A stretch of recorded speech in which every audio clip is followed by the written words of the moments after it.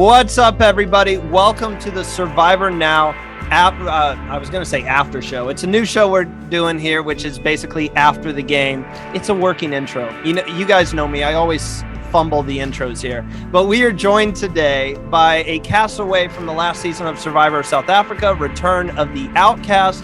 She was the 13th person voted off, finished 8th on the show.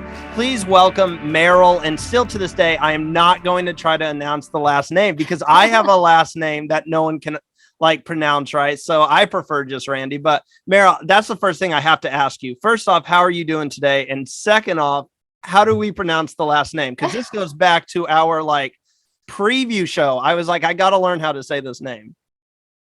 Hi, and thank you so much for having me. I'm really, really excited. I actually haven't had, except for that that week, I haven't really had any other time to just chat about the show. So I'm really excited to be here.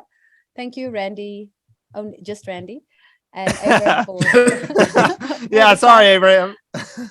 I also don't even think my surname is on Instagram because I don't expect anyone to spell it or say it. Mm-hmm. So I move with Meryl that's oh, I like that. I like it. But my surname is Szolkeiwicz because I'm married for love.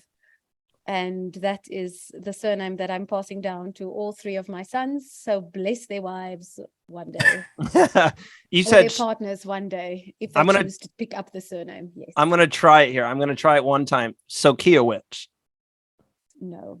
Ah, no, that's that. So don't think of how you see it because I think that's just hear it and say it. You know, Szolkeiwicz. Yes, don't think about the spelling because the spelling's gonna. You actually got it really 92% right. So I'll take that. That well is done. You can tell us supporting. You have earned yourself a tribal council pass. Thank you. Oh, let's go. I can't wait to see how it ends up for me. That's a little jab. I'm going to have to talk about that with the tribal council pass. But Abraham didn't even try it here. He was like, I'm not even going for it. Well, because people mess up Abraham. And it's really kind of, you can change the letters around, but you can't just drop letters. They'll be like, well, your name is Abrams. Well, Abrams is spelled entirely different. And they'd be like, Abraham, like it's an S on it. I'm like, no, it sounds just like it looks. But Abraham. I'm pretty good about asking people to enunciate their names. That way I don't mess them up. And I think people should. But if you mess up Abraham, you probably kind of flunked out of high school, college. Yeah, it's in history books. We got a different issue there. But Meryl, thank you so much for joining us today. We were sad at the time that we couldn't speak with you right out of the game, but glad that you're feeling better. The kids are asleep, right? So we're good to go. Yes, they're at least in their bedrooms. Whether they're asleep, I'm not sure, but they will not be coming down. Yeah, they're like, we're all good here. Well, I want to know, first off, what was it like to get back in the game? Because we have a wide variety of people here with Survivor experience. We have Abraham who went on the show. He got his opportunity a few years back. I haven't had that opportunity yet, still trying, but you got to go back and play for a second time, which is something that not everyone gets to do. So what was it like to get that invitation back and just be back in the game of Survivor? I'd have to talk about me coming off the previous time. And saying, and just having this gut feel, I guess, that I knew I'd be back on. And it sounds clairvoyant in a way, or maybe arrogant, I don't know. But I just always had that feeling. And so when the call came, I was expecting it. So it was like yes, of course, I'm coming. A no-brainer. And even my husband was like, how did you know? I'm like, I don't know. I just knew that I wasn't done with the game. I had some unfinished business with the game itself. And with that, the deeper calling was, and I'm going to win. I'm not going there because I have a score to settle. I'm going there because I'm going to win without a shadow of a doubt. That was me. I was going to win. Now, what was the time difference between you being on the show and getting the call to go back on the show? 3 years, 2.5. Oh, that's not bad. 2.5 years. Yeah. Yes, and also I'm sure you've heard there was a just before they casted season 8, there was an interview process where they were maybe thinking of doing a fans versus favorites for season 8. Mm-hmm. So I was invited back to that panel to be interviewed, and I'm not sure how many of us were there. I'm going to say there were 30 over the few seasons that were invited then to just see like what would the possibilities be. And I did think at that time it was a little bit too soon in the franchise, and the viewership in South Africa is also still very young and not Mm-hmm. they're not caught up on gameplay versus popularity. So you get someone like Chappies, who's an incredible entertainer, who plays an athletic game that everyone can see, but then someone versus a Kieran, who is just a strategic mastermind, absolutely, where their games are so vastly appreciated, like with the South African fandom. So that is how Chappies was able to get a fan favorite top 3. and then what I was going to say, that one that episode was so brilliant. That was like he was in 2 episodes. He was the first person voted off, but he was a finalist to get the fan favorite, and that's just how it is. Like I don't think anyone's even mad about it. It's just the viewership is so loyal to entertainment over gameplay that and he is like a kind of, he's an impactful character. He engages with fans and especially with kids love him. Oh, I could see it. I remember going to the gym and people were like, well, you voted our gym. Like, they were really, like the parents were really upset because their kids were upset because we voted out Chappies, and we're like, but why wouldn't you vote Chappies out first? Like, you know how he's going to play. Is he as energetic in real life as we see him like on? Is he the same person that we see? He is, but what the edit always does, it hones on, it like magnifies a certain aspect of your character. And it like magnifies it completely, so that all we see is someone running around naked on the beach or someone conniving. But that's not the only aspect. Like I think Poverty Shallow is the best person to compare that to, because she's not just a flirt. Like she's got a brilliant like mind on her. She knows how to weave in and out of social, but they magnify, oh, she's such a flirt. It's not just the one aspect. So the same with Chappies. He actually has he really loves connecting with people and loves hearing their stories and love exchanging ideas, an entrepreneur at heart, and listening. So yeah, he's a great guy. Now I'm interested to hear you mention Parvati there, and I'm interested, before we actually get into like this season, this time in the game for you, I want to know how you got started with the whole Survivor, how you got into the Survivor experience as a whole, and how you got into the show before applying for the first time. So how did that all start? That's a good question. I used to watch it when my first season that I watched was season 2, The Outback. And I was so crazy about Jerry. I loved her. Guys, I love Jerry. I could see a little Jerry in you. I loved her, like the chaos in her, and it's just I absolutely loved her. And I love like Jerry, Alicia. I don't know, they're a little antagonizing at times, but they're strong women who won't like stand down. Like, that's my favorite season ever. So the one you started really? on, yeah, that's I've watched it again. I've watched it like 3 or 4 times, and it's like the only season that I've watched so many times. So like just hearing you say you were a big fan of Jerry and stuff, I connected with Jerry when she played, like Colby and Tina, the eventual winner, Tina, everyone in that season, that's what got me into Survivor. So that's just like a little connecting of the dots there. I love that season. It was, I actually never even like thought, it was the first season I watched, and it made an impact on me. And back then what was available on our TVs because of licensing was like 4 years later or whatever it was. So I watched a few. I believe the biggest love story of all time is season 7. Just any, like, it trumps Titanic. Like any love story you've ever any movie. Like, yes. Do you want to hear and see the biggest love story? Just watch season. Like for me, it's just the most amazing ever. Yeah. And the fact that it continues and it's a real life story, like it's just so beautiful to me. So I followed the show, and then I disconnected. Like I followed the old school show. So I was very much an old school fan, and then I disconnected from it for a while. And then season 6, I actually know Werner. So Werner and I worked for the same church organization. Oh, wow. So I knew Werner, and I was like, oh well. Actually, his wife and I, when I was pregnant with my second son, she was like my maternity buddy. So her and I will always share that bond, like we carried our babies together. So we were like always texting each other, like, oh, that's nice. So I'm closer to his wife, and she's also a creative, and I absolutely love her.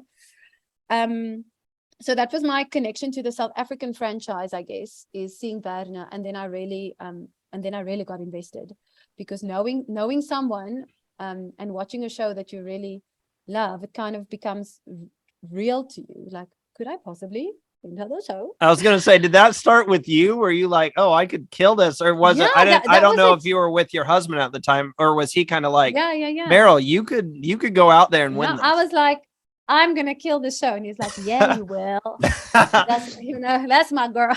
Perfect answer. Absolutely perfect response. No, my husband doesn't go, that's my girl. Let me just like, that's not him at all. He'd be like, yeah, that sounds like a great idea. Yeah.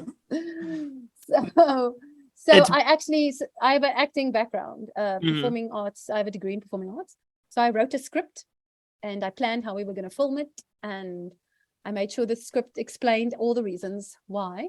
And then on the second attempt, I wrote a song on why they should put me on the show, and I played it on the keyboard, and that was like my second video entry. And then I just that's actually how I got on, and then we obsessed over the show, and then we, like, the whole family, just obsessed.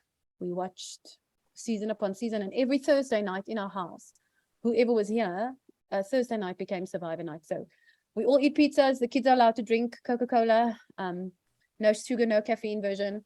That's like our wild night. Other adults drink wine. Love it. And so Thursday night was just like an institution in our home. Like, Thursday night is Survivor night, and so we'd watch whatever season was on, Australian, US, South Africa, whatever. We were always, every Thursday we are watching Survivor, 1 or 2 or 3 episodes. Australian, maybe just 1, because it goes on Forever. Meryl, you got so lucky, because if it wasn't so late, I was gonna be like, do you remember that song? Can we get a little? Can we get a little? Oh my gosh, I will send you the link. Oh, Like, yes. It's like, put me on your show. Oh, put me on your show. Oh, come on, give me a go. Wow, put me on your show. And then it was like this, like rock, like in the verses, like da na na na na na na na na, and then I back love to the chorus this. on the piano, like bum ba dum bum, put me on. And you my kids are like, performed this in your tape. yeah, I actually have it on my Instagram somewhere.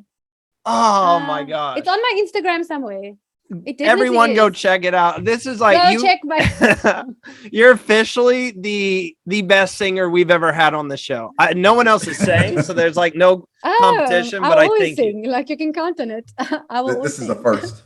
no, I think Really? I Yeah, think it's the that's first what somebody drew sang. me. Oh yeah, no one has sang on the show, and I think that's what drew me to rooting for you. I have to go ahead and apologize. I know you were my winner pick, and you got the Randy curse of me saying you're my winner pick, because every time I say someone's my winner pick, they can never make it to the end. And it's Randy like, is the worst. He's the worst picker ever. But it's also not like it happens in real time. Like, it's not like Randy decided and then the curse arrived. Like, it's already happened. I like to pretend like it does. Like, does it, did it add to the drama? Did it add to the tension when you found out, you're on the island and you found out you're my winner pick? Did that make it harder on the island? I was my own winner pick. So, Yeah. So was I. maybe we both could. Look, everybody's over. So here's the question. Now you're coming back on the show. You get the phone call. How many people did you know and build relationships with from the first season that you were on that was on this season, or that you wanted to come on this season with you? If I have to show you my diary from last year, and the drafts and drafts and drafts and drafts and drafts of possible players, possible game mechanics that I made, that based on the little bit of information and the 3 signs and the 3, like, what does it all mean? And we have an alum group chat where people like chat and like, ooh, that's suspicious. Oh my word, I wonder, like rows and rows and rows and rows and rows of people that I like, okay, maybe this is a possibility. This one is definitely cast because of this reason. And I think I had about 10 people that I was sure would definitely cast. I actually had a pre-game chat with Dino, because for me he was a definite cast. Yeah. I'd already made up in my mind that there was a pre-game versus pre-merge versus post-merge. Like Dino and I chatted about. I'm like, Dino, I think it's pre-merge versus post-merge. If it's pre-merge, you're gonna have Seamus and Tevin on your tribe, and then based on like the chat, I called a Phil. I was a fan of Teresa's game because I could see that she had such a mind on her for the game, and so she was in it as well. And then post-merge, I knew Tony would be on. I knew Marion and Shane, Dante, I just have to send like a purple heart to, like, hey, purple heart. And then he can like send a winky face, and that's all we need to say to each other. I knew Steffi was on. I knew it was amazing. Like I actually, so I didn't necessarily pre-game, but I knew that I also had good relationships with a lot of people across the board. I was nervous if Tanya was on because I wasn't sure where I stood with her, and that is even in the pre-game interviews I mentioned that. And I'm trying to think who else I knew was like a slam dunk cast. Yeah. I'm shocked you got this many of them right. So you already knew coming into it, you pretty much knew who the cast was. Was there anyone who I knew I'd be safe? You? I knew I'd be safe for a while. Yeah. I knew, and I would just need to be quiet and let the characters emerge. Was there anyone who wasn't cast or someone who was cast that kind of surprised you? You were like, oh, I was not expecting that. Yeah. I thought Santoni would be on for certain. Mm-hmm. And I was surprised by Pinty, and I had a really good relationship with Pinty because I'm quite a mama bear, so after her season I reached out to her. Her and I went to the same primary school. She was there for a year. My uncle was the headmaster of that primary school in East London, so I knew I had a connection. I don't know, I always make connections. I believe in people. It's the acting background. I do the same thing. It's the theater background. You go through theater and stuff, and you're just so good at making connections. And it's such a part of the job as well. Like it's not, you have to make those connections. Every person you meet, make sure you introduce yourself. And so it's that theater background. Yeah. And so when I saw her, like when I saw the cast, I was like, I can win with this cast. Now, did you see the cast? I can win. I got to get a review though, because I'm not sure about you. And I got to get a review. And then those people are being gotten rid of. Except I was very sad about PK. So when did you find out about the cast who had made the show for that season? When we were on the mat. Oh, there. Okay. Yeah, so it was just like a gut feel. The way people were posting on their social media. The way they were talking in the group suddenly, like, oh, you haven't been vocal at all in the last 4 years. Why are you suddenly so chatty? Suspicious.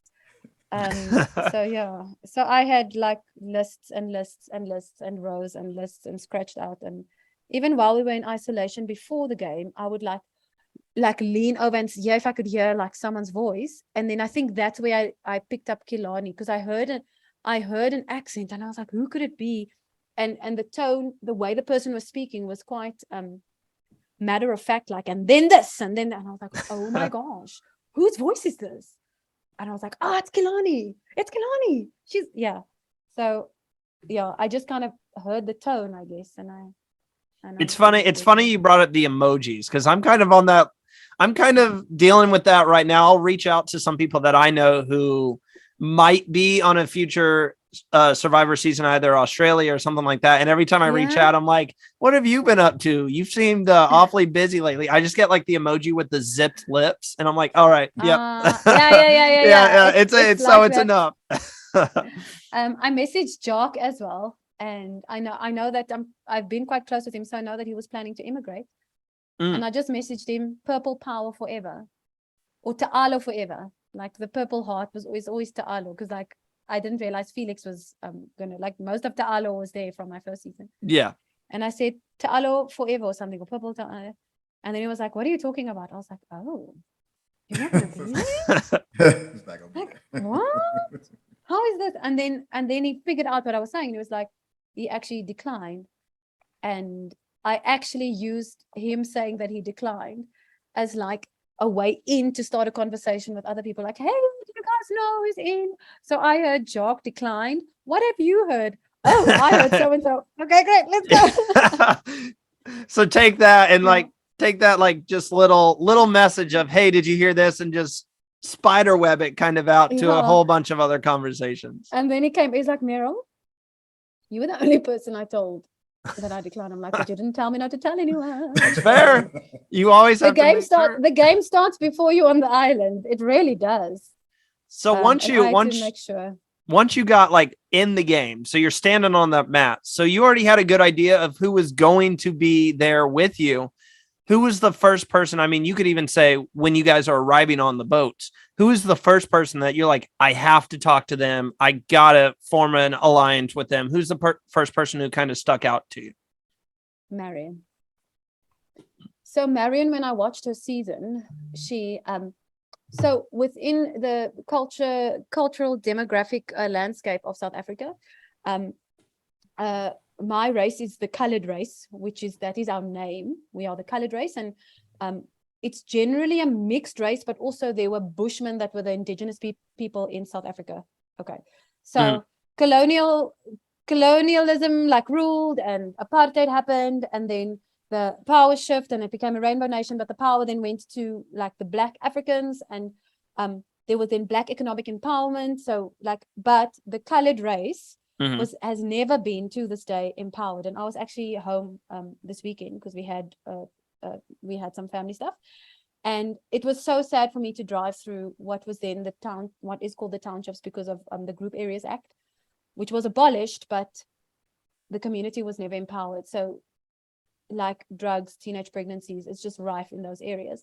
So as a colored female whose parents could give her education and who was a second generation, because my parents were also educated, so they were first generation, second generation, I am drawn to other strong women of color. Like it's just a thing, like, oh, shiny, like, ooh, palesa, ooh. Like, so it just is.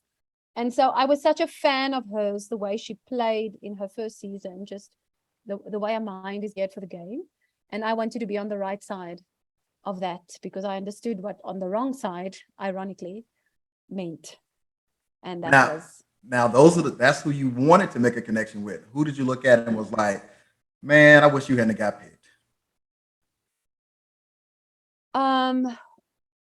I knew, and I said this, my kids are such fans of Chappies, like fanboys. Like, yeah. Like he actually came to come. I didn't tell them. He came to come visit us, and they were like, you know, like completely starstruck. And I told them, if Chappies is on the show, I have to get rid of him first. Oh, to your children. When he was drawn into, like, guys, you know, I like the guy, but like you can't give him any. And so when he was drawn into our alliance for numbers, I was like, okay, I guess it can work. And then when it all flipped, I was like, cool. Like, yeah, it sucks, but I noticed that you didn't seem to fight when everyone was like, hey, you want to get Chappies out? You're like, all right. If you want to. No, Breakfast Club. So yeah, that, and I've told him that as well. Like, he is such a renowned player, such a great player. And again, he showed it to us now. He showed us flames, like the fact that he got fan favorite. This is just the caliber of player you're playing with. Like, I can't play at his level. I just can't. I can play strategically, but I can't play I just can't. The biggest thing about Survivor for me is you need to be able to predict people's movements. So when people are hyper emotional, you can't predict their movements. So when Tony became triggered, yep. I hate it when they say women are emotional, because men are. Dante is the most emotional person. Yeah. So when Dante is triggered as well, I also, like, it's difficult to play with him, but I know that he trusts me, and I know that what you see is what you get with him. So I know how to handle that. But Chappies is someone I can't predict his movements. I don't know what they mean. I'm sleeping. He's digging. So just for that reason, I couldn't. It's not a player I can play with, because I can't predict what he's going to do, because he's also playing to a greater audience. He's not necessarily playing to the 19 other of us on the show right now, presently. He's playing for the people out there in the future, the fourth wall. He's playing to them, and I can't see their reactions to what he's doing. So there's something I can't read. And so for that reason, I was like, Boy, Hey, you're really put that cool, easy. but I just But you got to I go. can't. Thank you for coming, but you got to pack up. Yeah. Now you mentioned I wasn't going to I didn't have this written down as a question, but you mentioned like the arguing that went down on the tribe, and we don't have to talk about that one situation between Tony and Dante, but this is something that I don't know when you're out there. You know, all of you guys are kind of starving, struggling. There's not food and everything. When arguments like that happen on the island, is it kind of like just step back and let them work it out themselves, or is it kind of a difficult thing to navigate? It's quite difficult to navigate because you're playing a game. I like to build bridges, I believe. I'm that person in my family, and very much I end up being like the only like other person in the room that can give a different voice. Or Mhm. so I believe that I'm able to empathize with both sides and to build a bridge, but I'm in a game and I need to choose a side. Which makes it really difficult. Like with the Tony thing, is I did go there to no, I actually asked and I asked especially Palesa, because Palesa was on the side. I'm like, is anyone gonna go comfort her? And Palesa said, no, I don't want to do that. And I realized like I'm on the other side, but I can also just be a little bit humane. But because you're in a game, it I guess it wasn't the right move in terms of that, because I was on the other side and therefore seen as the enemy. And then what came about that also was, it was a bit disturbing for me. Like I was like, yo, put out my neck, but I'm also getting tramped on. Like, Yeah. it wasn't, oh man, it wasn't pleasant, but I understand it.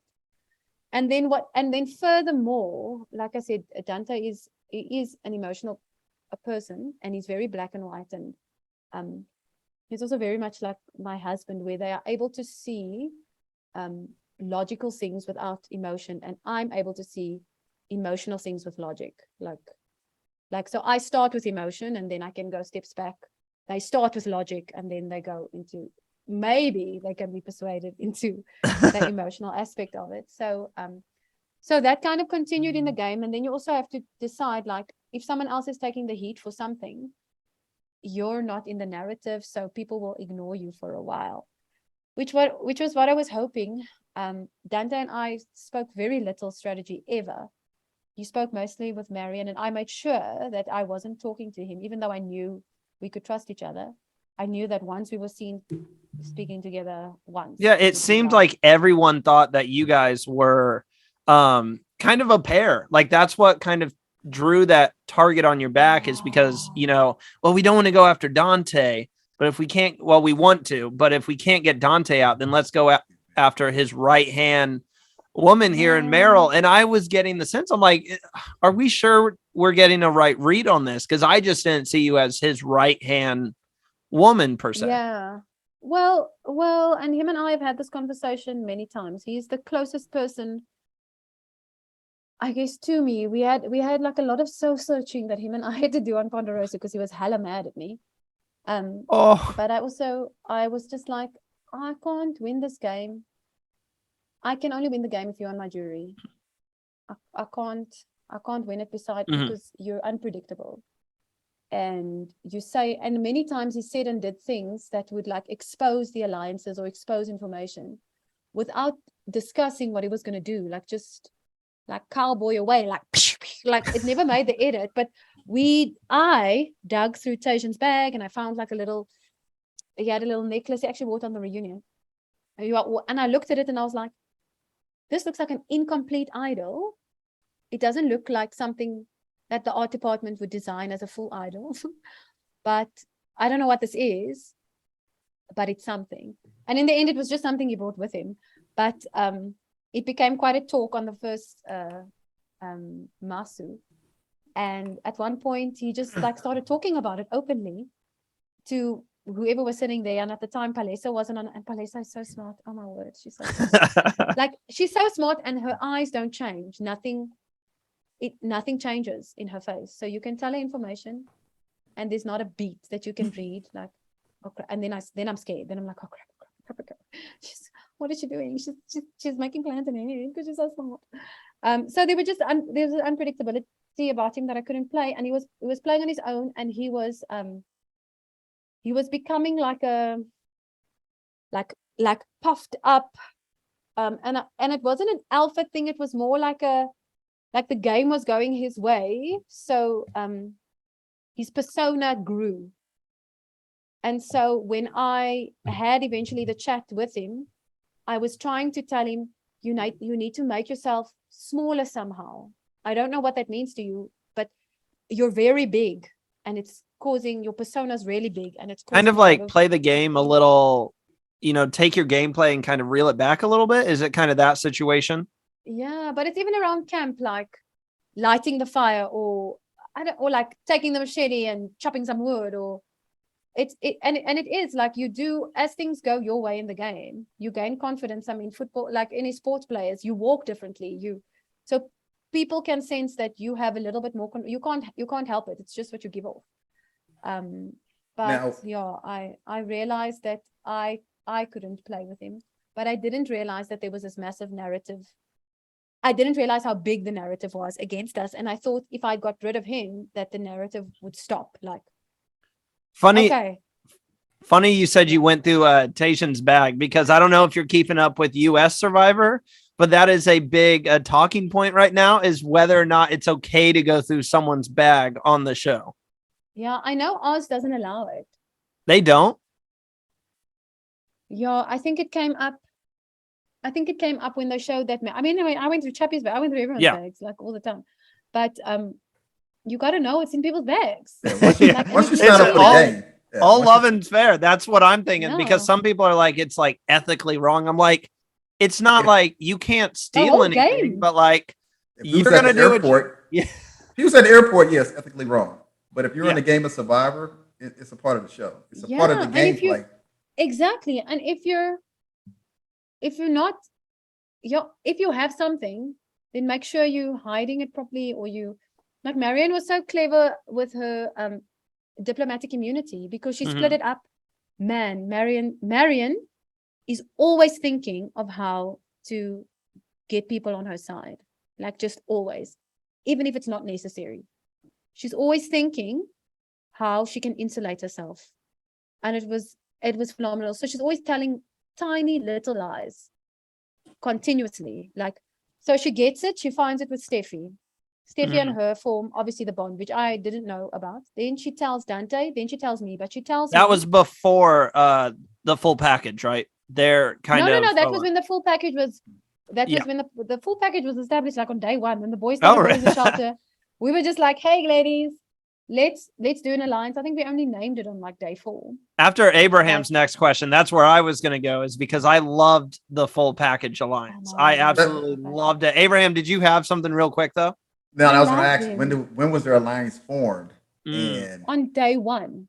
On day 1, the boys were building the shelter, and the boys were building the shelter with very hard and dry bamboo. Realized they couldn't do anything with it, which is why we all slept in the sand, and the other shelter as well. It was so hard. Like, I've slept on bamboo.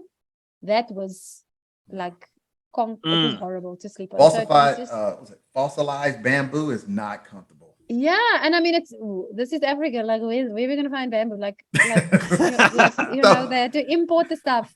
By the time it came to us, it was, as you say, fossilized. Anyway, so I'm sitting out there. Was great, but the practicality of it was horrible. I'm sitting out there in day Fiji. 1. So I'm sitting out in Fiji, and we're going to collect bamboo for our shelter, and I'm like, why is this bamboo so hard? And Fauché looks over to me. He said, "Hey, you do know bamboo doesn't grow in Fiji." For whatever reason, it didn't dawn on me that this bamboo had been sitting here a while, which makes it way difficult to try to work into a shelter. Yeah, we also our bamboo was also planted in Samoa. Oh wow! It doesn't grow there. Yeah, so some of it like had like, the stock writing, when you get like a pile of wood or whatever, there was like some of it had like, this is a stock 150/.2 or whatever. So it was just like placed around. You guys are making it sound so fun to sleep outside. Making me super excited for it. It's not fun to sleep outside. Abraham, is it fun to sleep outside? In Fiji, yes. It wasn't bad to sleep outside. Your cast had like some weather differences where sometimes we saw you in jackets Sometimes we saw you in shorts. And I was like, was the weather that extreme from night to day? Yeah, in the beginning especially. So it was shade that time. I'm actually where we shot this season was in the Eastern Cape, an hour and a half away from where I grew up, and we used to holiday around that coastline. So I was like, again, another reason why I'm gonna win. The universe loves me the most. But the evenings were very, very, very cold, and there wasn't a lot of sunshine during the day until it got to middle February, I would say, like towards merge and towards that's when it actually warmed up. But it was really, really cold at night. And because so unlike Fiji and where most of Survivor shot, where there's a reef and then there's like a little bit of beach and then jungle. There's massive sand dunes, and the sand dunes like keep going up, like they really grow, like, and then the vegetation becomes denser on the sand dunes, but you really have to do quite a trek up and down the sand dunes. But because of that, where the shelter is built is like almost in a valley between two sand dunes, and then like the top one is where the vegetation is, and the bottom one is where the ocean is, and there's paths. So what would happen at night is the cool air would come from the ocean, and then the cool air would come from the and then it would pool around us. So you're stuck in like a freezer. Every which way. So like it doesn't matter how you're insulated, like hot air rises, cold air sinks. So it doesn't matter where you are, there's just these gusts of cold air, like just pooling around you throughout the night. And so that's how like you have to sleep in the fire to get warm. And that's also Dino why actually did sleep in the fire. Yeah. So you have to be so close to the fire to get warm. That's why there was so much contention with the Tanya and Pinty and fire, because at like 10 people sleeping around a fire is impossible. Until you get a top, and then the top we actually just used as insulation. So we didn't even put the top because the area experiences drought and was going through drought. It didn't rain very much, but you're insulated within the top. And then we got blankets later on as well, which was just, it's so cold. It was just so cold, especially at night. Yeah. See, I keep saying they should do a cold Survivor. They just did it. They just did a cold Survivor. Cold during the night, not doing it. We had tropical weather. So it was our own Samoa thing. was fantastic. Like it rained in Samoa. It didn't rain the first night, but then for 8 consecutive nights or 7 consecutive nights, it rained, like just poured. But I wasn't as cold. I was wrinkly, but I wasn't as cold as I was this time. Like you're uncomfortable and it's raining and you can't sleep. And it's like, it's an anxiety it's a different kind of fight. It's more of like an anxiety, but. I got to ask. So we had to send in all our clothing. All our clothing for the show was sent in ahead of time. Do y'all do the same thing for South Africa? Yeah, so we had less items of clothing this time around. In Samoa we had a little bit more, but I think altogether we had, like, besides the clothes on you and besides like a couple pairs of underwear and socks, I think we had to have 6 items, which included a hat. And you had to have a hat? Well, you could choose. So if in your 6 items you want to bring a hat, then that's one of your 6 items, but then you're going to get one less other item. So that's right. We could you couldn't get a hat unless somebody else already had a hat. So it was more of a timing thing. If you sent all your clothes in and got them approved. Vote someone out and they leave the hat behind, then you're going to hat. You had a hat though, didn't you? If I remember correctly. I did. I love my hat. Still have it with you? Absolutely. It's got like the South African flag and the colors like all.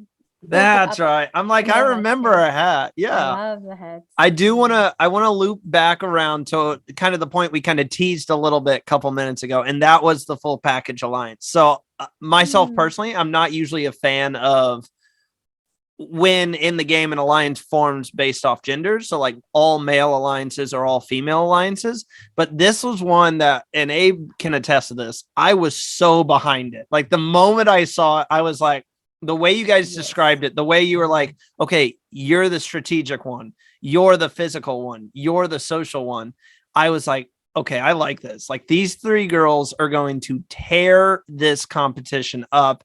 And I was convinced at the time, I'm like, oh, this is going all the way to the end. It's going to be a legendary run. They're going to dominate. So I have to ask, absolutely, what happened? Because I was like rooting you guys on. I mean, I say it when we formed the alliance, like I'm fangirling, because as a fan of the show, to see this, number one, was like amazing. To see smart women come together and be okay with like, that's what you're good at, so you just do you, boo-boo. I'll do me. We're going to work together. And then we're just going to like rule the game. We're going to, and everyone was actually so good relationally as well.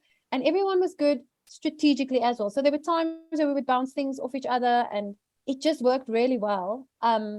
Again, coming back to kind of the social demographics of our country, again, it's so for me, it's 3 colored women working together. And there hasn't been in the media a lot of representation like that I know of. So it was very special to me on a different level. So I was very happy. There was no one that I was threatened by to sit at the end with. There just wasn't. Like, I felt confident, always confident in my own game, and confident at what I was able to stand up for myself, that no one, and it sounds arrogant. No, but, I got you. But it was just, I was friendly with everyone, and I could have worked with anyone. I chose to work with these. I would have been scared to sit with Palesa. No, I would have been afraid of Palesa. Palesa, when she speaks, people just listen. She speaks with such wisdom. Like, there's such wisdom in what she says. I would have been scared to sit at the end with Palesa. But when it came to merch, I was quite comfortable with everyone. So I knew that there were eyes on me, but I wasn't ready to part with the full package. I could see a way to the end with them. And whatever I was gaining was for us. It wasn't something that I hid, and it was information. Like, Marion knew about the tribal council pass. I didn't tell Dante. I didn't tell anyone else. And then I told Steffi as well. I knew about Steffi's idol. So I wasn't ready to let it go. However, I knew that one of the 3 of us would be at some point. I knew when I made the alliance that there would be a backstabbing situation. And I didn't realize how close Marion and Steffi were as well. I thought we were still all kind of in it together.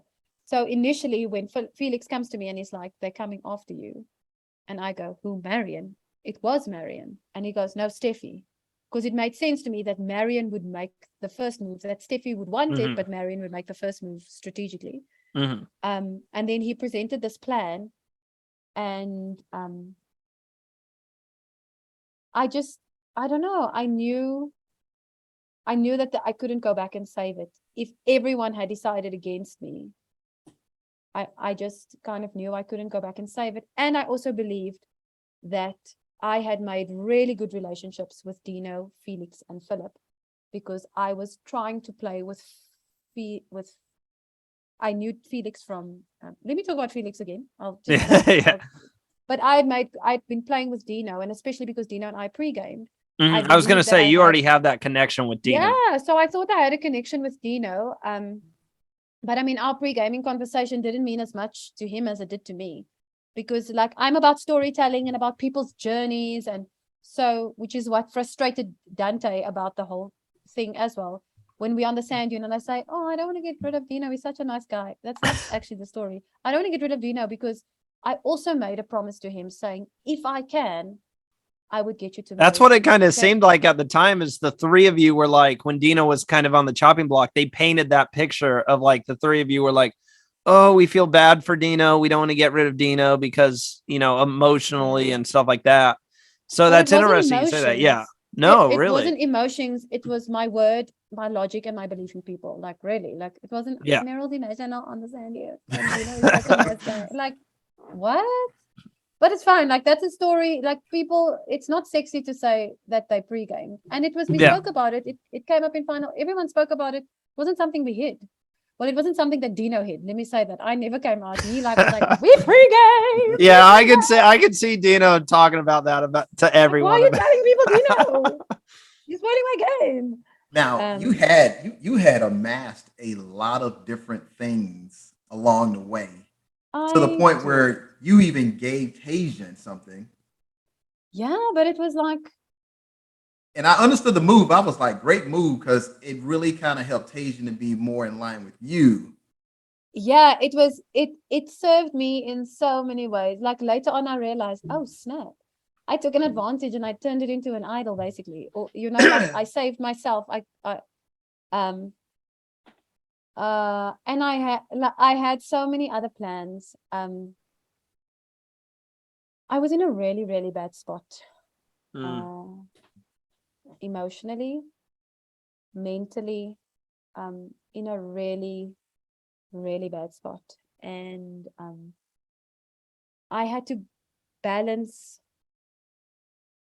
being safe and keeping myself emotionally safe or mentally safe, knowing that the people that I've left behind here at home who have given me permission to play my heart out, I felt as though the more I was playing the game at the level that it needed to be played at, the more I was losing myself and choosing apathy over empathy, because I'm able to read situations really well and able to provide comfort.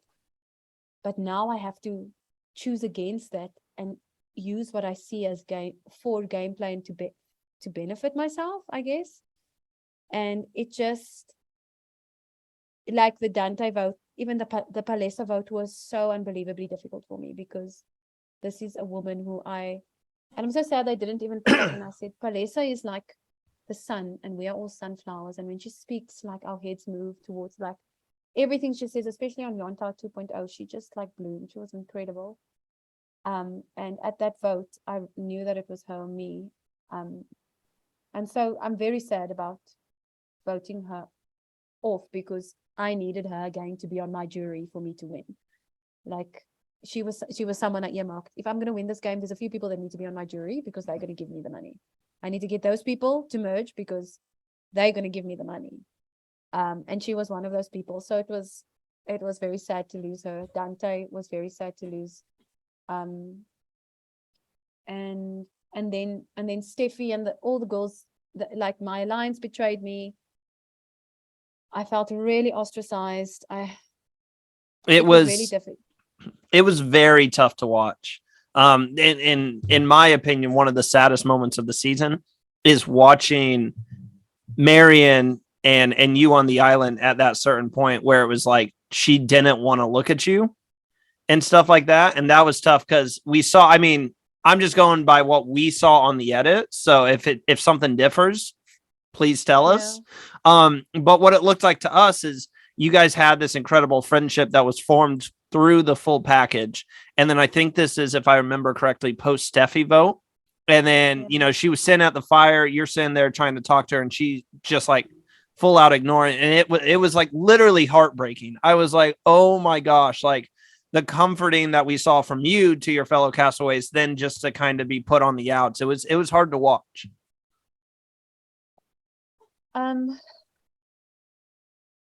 It was, I'm going to say something now that I haven't said in a public platform before. But, and I'm not saying it for reaction, and I don't expect the reaction. At that time, I was balancing a whole lot more than my next move.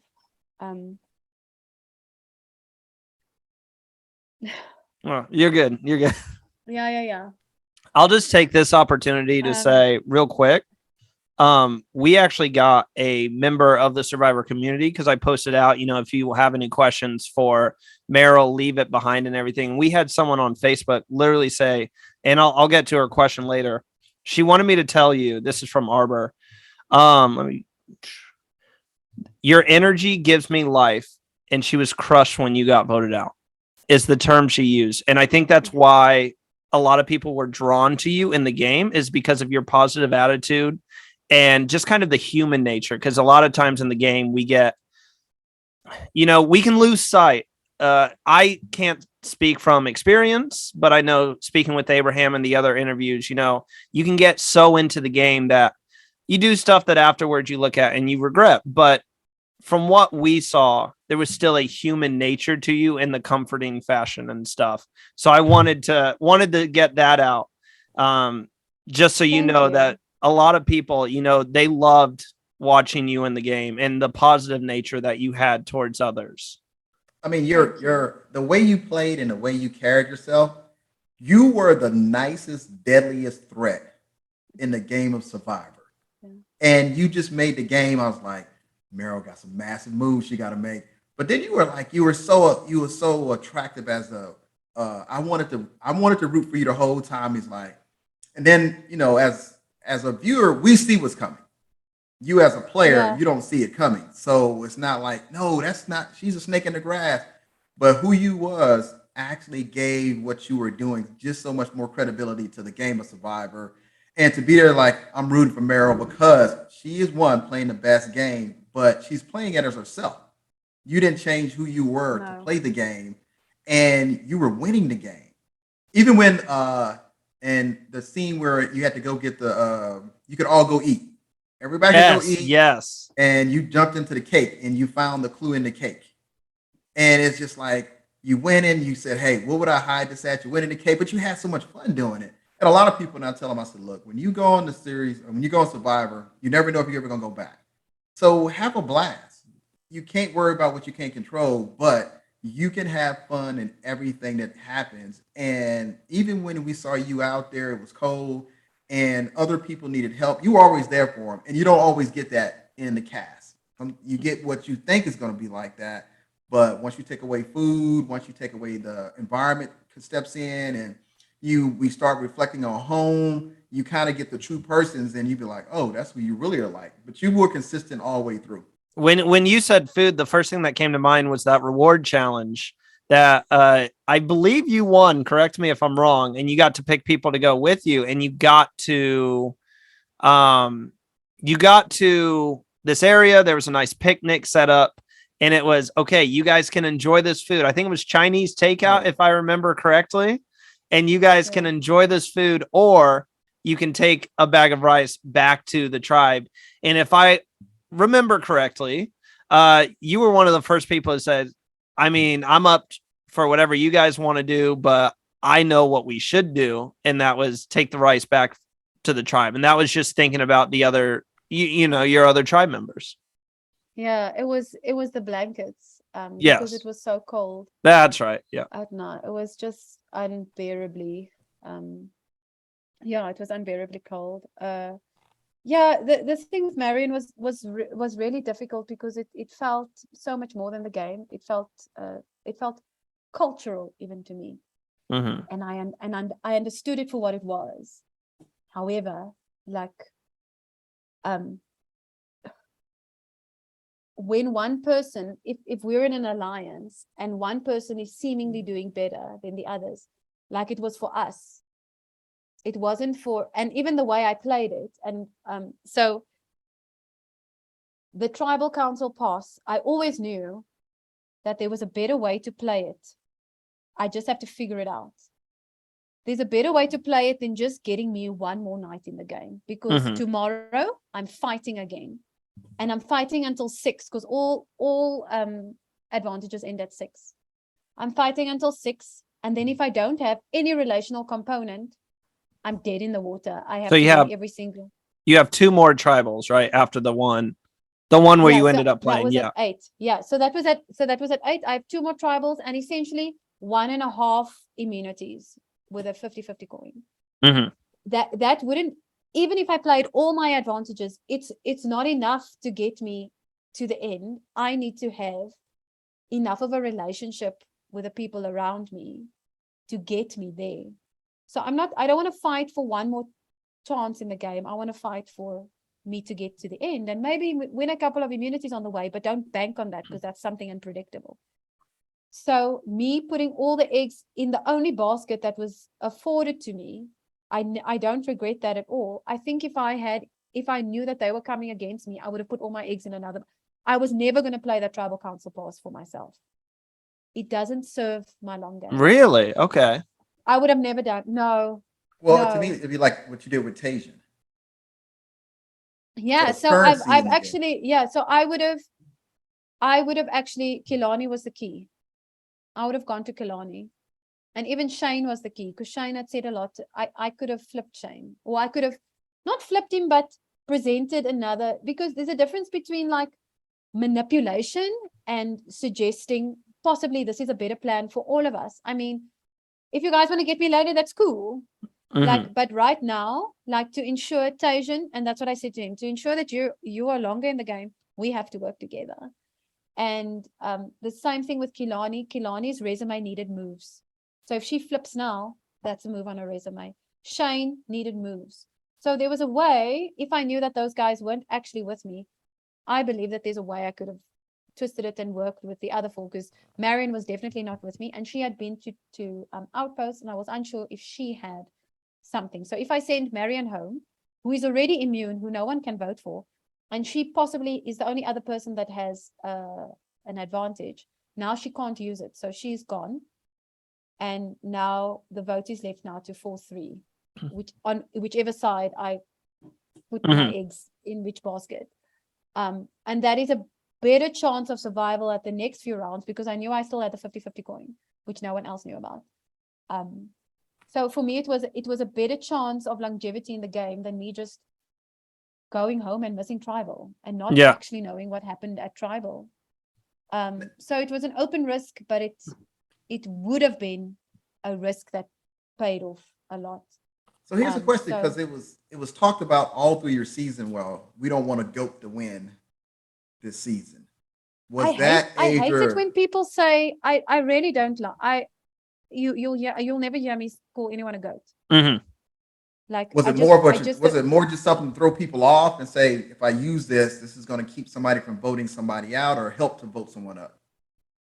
Pardon, say that again. I missed. Was it used as a strategy to say, you know what, if I use this term, everybody's going to jump on it, and we can get somebody voted out, or we can get somebody kept? I think he's talking the GOAT term. Yeah, the GOAT term. Yeah, got it. I believe if there's someone that is not playing the game at a level that you appreciate, I don't think to call anyone a name is just disgusting. In my, like, you have no idea. And I could also sense that Kilani was going through something really difficult, and Tajan was also really struggling. So it was just like, if they're not playing a visible game that to you means anything, I don't think it's fair to call anyone a GOAT. I think it's destructive, and why would you want to be destructive? But what I did say is, if there are people that are not playing at the level that you are playing, get them out of the game, because that person is like the golden egg to take to the end with, and that person is taking up a spot of that could be mine. So my thing was always, if you believe that someone is the GOAT, vote them out. I'll just put it out there with the term of GOAT. I'm completely on your side here, because when I was younger, I fell into that kind of casual viewer. This person doesn't deserve that spot. They're a GOAT. They've done absolutely nothing. And now I'm looking at it.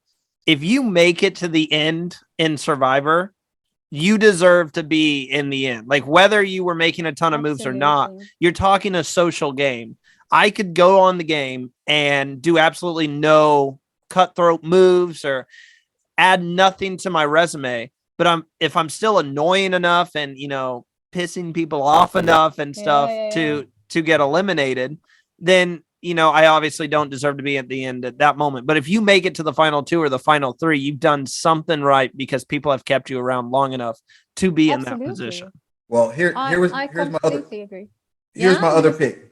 Tajan would have been a force to be reckoned with. He was so close to winning challenges. If he'd have won 1 or 2 of those challenges, it would have changed everything, because he was always there. He was always in the game. Tajan had a good read on the people in the game. The hunger quotient of his Survivor experience, it really impacted his ability to make moves and to, strategize he could read the game really well, but he couldn't do much else about it. And I think that's what he said with Toriso, to come alongside someone that is now strategic to make those moves that needed to be made, because he really had a great read on the game, but and a lot of the time he was almost like he was made fun of a lot, because of how he would eat, and a lot of people would laugh, and then they'd say they're laughing at him, and then I'd be like, oh, they're laughing with him. So I'm like, no guys, but it's Like why? Just Mhm. just stop. So a lot of people didn't take him very seriously because of how the hunger impacted him. And that's why at the end of Shane's final tribal council, he keeps bringing that up, because it was an aspect of the game that was almost humorous to everyone else. Even the merge game feast thing. He doesn't really drink, so he had wine, and while we were in holding, he did some like silly kind of slapsticky things, and then everyone was just laughing at him, because so he's a very endearing person, absolutely, very sweet, speaks what's on his mind, like him begging thing to take him, and everyone was like, oh my word, this is so inappropriate, like just stop, it's so awkward, but then it becomes a joke afterwards. So he had a good read on the game, was unable to really he played. I enjoyed socially watching him interact. play. He just needed. Yeah. The one thing I'll say about his game was he did some oversharing at times. Where in the game of Survivor, sometimes you just kind of got to sit back and say, okay, let me let things unfold, and I don't have to say anything. When he brought the big stick and he said it was my big stick, I mean, love that. He just had moments, But that's why, Abram, it's really endearing to be on the other side, but it's a bit out of touch within the game. Mm-hmm. Yeah. When you're in the game and you're going through all this stuff, you kind of look at it like either a distraction or a reason. Well, it's a reason to vote you off, and it doesn't take much for somebody to say, "Hey, I want to vote you off." And in the game of Survivor, you're looking for something to convince someone else to side with you to vote somebody off. And I was like, but I love the way he played. I love his intensity, and I understand the hunger part. And people really don't understand when you get to the level of being hungry, where that's really the most important thing to you. And yes, you want to play, but if you can't concentrate and play, it's always like, even on our season, they always have fishing gear. Well, if you can't fish, it really doesn't make a difference. If you can't even walk down to the water, and the water was quite a distance from us. Like, and for him, what do I want to say about Tajan now? Tajan, and he came in so lean. Like, so yeah, he lean. looked skinny from the start. There was very little body fat on him. There was no stores. So like your body really starts eating itself, and it starts in your head. So he was battling, like, everyone wants to look really good for TV, to go out there, but you should actually be going out there like with a little bit more in, like, just rank, up the takeout, like eat more burgers. Like, exercise for sure, but just insulate yourself a little bit, because when you're starving, those are the stores that your body's going to reach for. Now, just from a nutrition point of view. Now, if we want to talk about playing, someone who is really playing the game, I mean, Meryl, we've talked about your social skills, but you were out here, the advantage queen this season, had literally, someone get her crown. Is your husband still around? He needs to get your crown. No, but remind me, I was talking to Abraham earlier, and I was like, I think I have everything that she got this season down, but I might need kind of a reminder here. So what was every advantage that you got this season? So I had the outsurance out bonus reward coin, where I could go on any reward. And then I had the tribal council pass, which gives you a pass from tribal council. But then you also miss the vote, and you also, so it's like, it's a pass, but you're not really in on the game. And then I had that 50-50 coin, which again is not certain, but if your back is against the wall, is something you can play. And then you have an immunity idol as well from the cake. No, so the immunity was it was a tribal council pass. That's right. Yeah, when you're sitting there at that moment and having all these advantages at your disposal, do you think it makes the game easier to play in a sense where you can kind of relax a little bit, or does it make it harder because you relax a little too much? Yeah, so that's such a good question, because it complicates the game.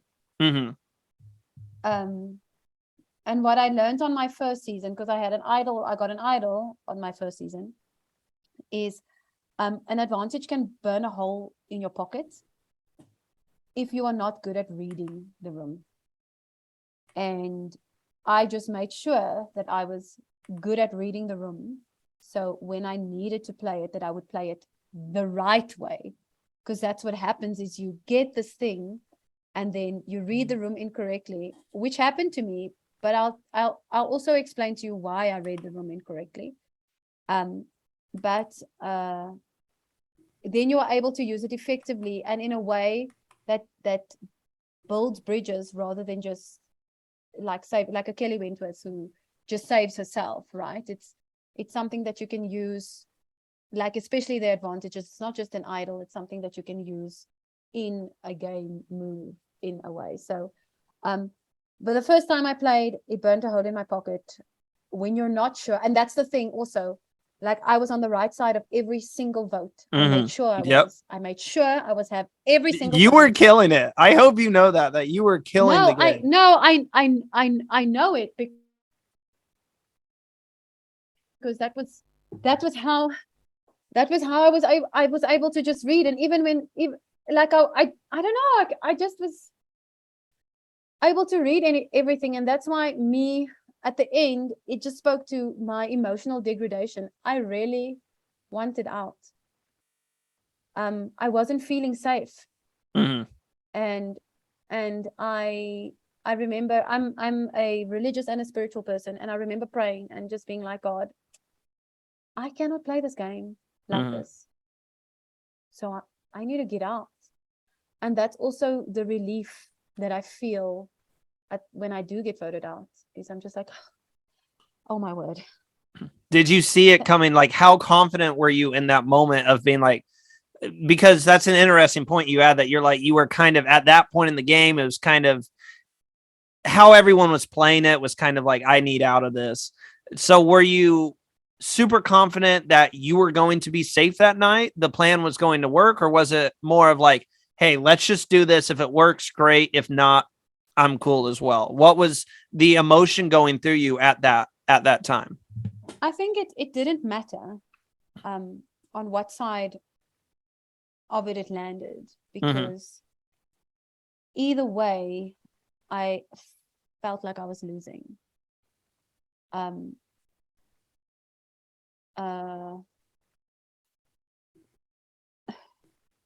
was balancing a lot. I was balancing a lot more than just the game. Yeah. And when I got voted out, the day after I got voted out, I actually and this is the thing, like I don't need a reaction. I don't need anything. It is just something that I have to say is I actually reported sexual assault and harassment. So when I say I couldn't keep myself safe, or I wasn't safe, it was something I thought I could handle and win, but I realized it wasn't. And as soon as you, even if you're in the game, if you report that, you will get pulled. You will get pulled from the game.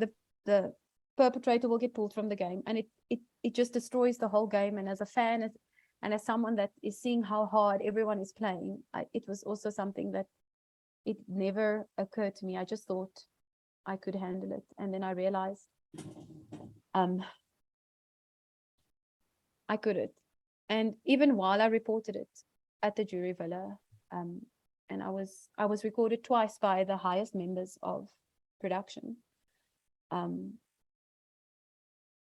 I believe attempts were made to even silence me, and I asked to contact my husband. I was denied that. I feel like I was gaslit, like this person is such a character, even if he gets to the end, who do you think will vote for him? So that was while I was reporting this thing, and while I come out of Abram, the game itself is already traumatic. Just being in the game is trauma that you deal with a long time after, for many years after you leave the game, you deal with the trauma of it. And the second time in, you understand that is the sacrifice to get to the end. But I could not have accounted for this.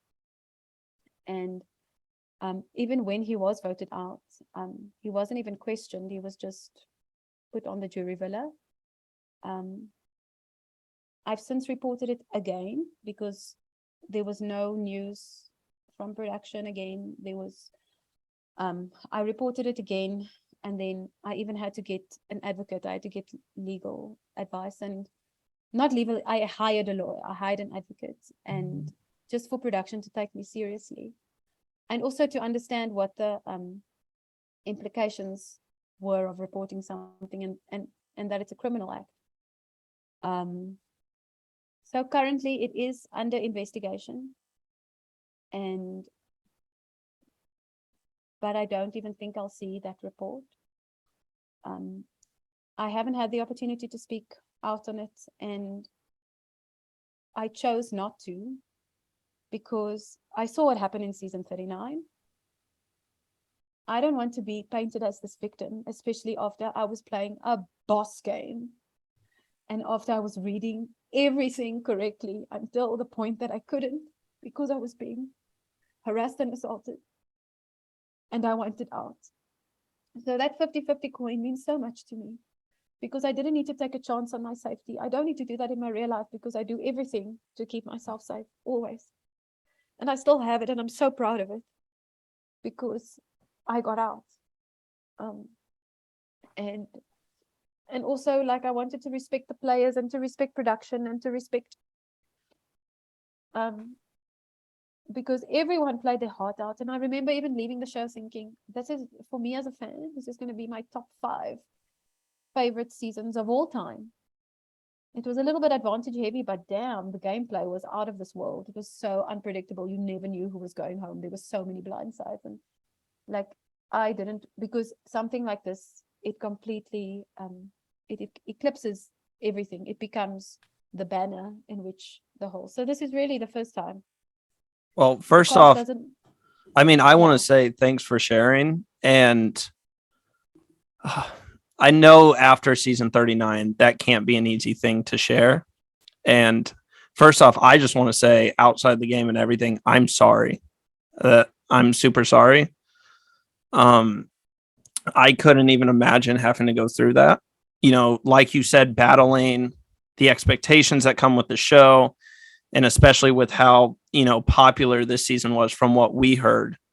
It can't, you know, I get where you're coming from in the sense of you don't want to put that out there, and because some people look at it the wrong way, but we have your, you know, we support you here. And that's something that nobody should have to go through, especially now in everything that we've seen in the past. That's something that should not be happening at all. It's, you go out there for an experience. You know, this is everybody's dreams to play the game, and in no sense or fashion should you feel unsafe basically living a dream. And that's what Survivor is living a dream. Yeah. I know that. Go ahead. I know that part of what happened in our seasons that is the reason why it impacted the next seasons. So doing our pregame, there's a part of pregame that we address certain issues and certain concerns are identified to us what is acceptable behavior and what's not acceptable behavior. And those things are discussed with a professional that's there on the island with us, that from the human resources side of the house. Yeah. And we have to go through a portion of that during pregame so that when we come to the game, we know what's the acceptable behavior and what is unacceptable behavior. And it's unfortunate you can look back through the seasons of the U.S. Survivor and see where unacceptable behavior was identified but not addressed. But with the U.S. side of the house, they've looked and made sure that going forward, I know for season 41 and going forward, that they identified things that could be done and things that shouldn't be done and things that won't be tolerated. So by you identifying it, I hope that you, South African Survivor, takes the same course and addresses those issues, because like Randy said, we're out there to live a dream out, not to create something that we carry with us outside of the trauma that comes with the game, because there's a part of you that's lost in that game forever. We want to go play. Well, don't get me wrong. I wanted to go play. I enjoyed going to play, but you come back and really the people that played the game of Survivor only understand what you've been truly through in order to play the game. The people that are fans only see the parts that the edit shows, but you carry something back from the game when you come back to your family, and you can't really talk to them about it because they really don't understand what you went through. And people that play the game of Survivor do, because we've gone out there and we played the game. That's why it was tough for me to speak on it, just because I feel for you so much, but I don't know, I haven't gone through that, and I couldn't even imagine what it's like to go through that. So it's still shocking to me that to this day we still have issues. And I really hope that you get the justice that you deserve for having to go through that. And just watching the game and the edit and stuff, we didn't even get a sense of that at the time with how you were playing, and just looking back at it now and knowing how you were feeling in that moment, it's a loss for words. I couldn't even picture it. Yeah. So, but you were right also about being pardon the French, a badass bitch playing this game and killing it, because you were killing it. And that right there just shows the strength that you have, how strong of a woman that you are to be able to put that out there, knowing that there's still some horrific people out there who are going, to say, like you said, you want a reaction stuff, which if you guys say that, this is not the channel for you. I'm just going to say that right now. But that just shows the strength that you have, that you are willing to, speak about your experience, because sometimes when some people aren't willing to speak on our behalf, we just have to put our foot down and speak for us. And that was very powerful. Yeah. I do want to, adding on to that a little bit, this is a question we always ask. Yeah. But I think it's the perfect time to get to it. And that's, what are you taking away from your experience? Because I know your first experience on Samoa, you had a great experience. I know you love this game. I know you love it.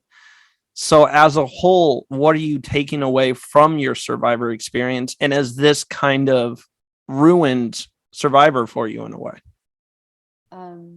I am someone who loves to learn and loves to make connections within, and become really introspective. And that doesn't change. I feel like I had found my limit of what I was willing and not willing to do. And even within that, people ask, what is the lesson you learned? I'm like, that I'm golden and I sparkle. Like, the significance of the snaps, theater and everything. I do. Because I snapped on. Yeah, the significance. It was just, I played, like I've said, I played as myself. I was never going to put on a persona. It's too exhausting. I only played as myself. And I trusted everything that I saw and felt and read. And even while things were happening to me, I was so confused because I was being manipulated for the sake of furthering the game. And the reason why I actually got so sick on the exit interviews, I was really sick, is because I saw what he was saying about me while he was saying other things to me, and it sickened me. Like it sickened me. But I realized that I'm golden. Something I found out in Samoa is that I can always trust my instincts. But for me, that was even more refined. I went through the fire and I came out golden. And it is such a gift, because I know people will search their whole lives to find that kind of certainty in the gift that is within them. And I'm so glad, even though now I don't trust it. Like, I'm not even watching 43, which is a shocker because we watch everything. Mm-hmm. We always watch Survivor. And in my Ponderosa video, I also say I feel like this has been my deliverance in many ways. And that is the refining as well. Like, I just feel like these things that there's things that I will never struggle with again. There's ways that I will never doubt myself again. And that is such a gift. So I'm so thankful for that. I'm so thankful for discovering the gold and having the people, man, my husband. Like, I say this as often as possible, but it's definitely us playing the game. He loves his creature comforts. He would never play the game of Survivor. He's a massive fan. And we debate and we go through, especially like season 41. Like, why? How did we not see Erica coming? Like, something was wrong with the storytelling, and him and I are like on blogs and discussing it or whatever it is. So we definitely play Survivor together. But in our real life, we win together. And just knowing the gold that I am and the gold that I have around me was just spectacular. So I'm really thankful. Would you say this is the end of, we always talk about the end of a chapter, and we always ask, and usually we don't have, this dark of a cloud kind of overlaying the situation, but we always ask, would you play again? And we talk about, the ending of a chapter. Would you feel like after your second experience and everything you went through and how it ended, was this more of the closing of a book for you? Yeah. I think it was a closing of a not a book, because there's so much more to come. Guys, watch this space. Like, there is so much more inside me that's to come. But it's the closing of like a part 2. The end of Act 1. The Survivor experience, Mary. And it's definitely the end. I will never play this game again. I understand that it's entertainment first. It's entertainment first. And as long as we can keep the entertainment going, the other stuff around it doesn't really matter. And I'm golden, so I matter. All I want to add is, when they call me back, can I get some free lessons? Yeah. That's all you ain't got to come back. I'm just saying, when they call me back and I reach out to them, be like, hey, it's time for me to go back. Can I get some free lessons? That's all I'm asking. I would just say, trust what you see, trust what you feel. Like, I trust what I saw, and it got me. Well, I'll need lessons too, not on Survivor, yeah, exactly. but I just started my singing career, so I'm definitely coming to you for some singing lessons. Where can I find your singing career? I just posted, so it's on my I don't know if the link's on my Instagram, but I just posted my first song on Spotify, so it released last Friday. Oh my gosh! So it's if you type in my name, Randy Bruce, it's called Drive. So I need singing lessons. What kind of music do you make? Pop music, definitely like cheesy like, pop right now, but some. What do you use to record? So I have a friend. His name's Tanner. He's been doing music, so went over to his place and kind of recorded the song. And he edited it together and stuff. So he uses a lot of auto-tune. So this song, it's more of a roll down the windows and bop to it type of song, with some robotic auto-tune there. But the next one I have is more of like a very emotional ballad. And I have one of my other friends editing that one, and he focuses even more in music. So it's just kind of learning how it goes and stuff, but like I got to learn how to hit the notes that you were hitting earlier. Like, even just kind of like you were just kind of a little singing and you were still like on point. So, think you muted there. Let's see. Yep. Sorry, there we go. I've been doing music since I was 5. Wow. So I've been singing and playing piano, playing clarinet, a little bit of guitar and percussion. So I would say go for lessons. Yeah, that's what I keep getting. I did have one more before we start to wrap up here.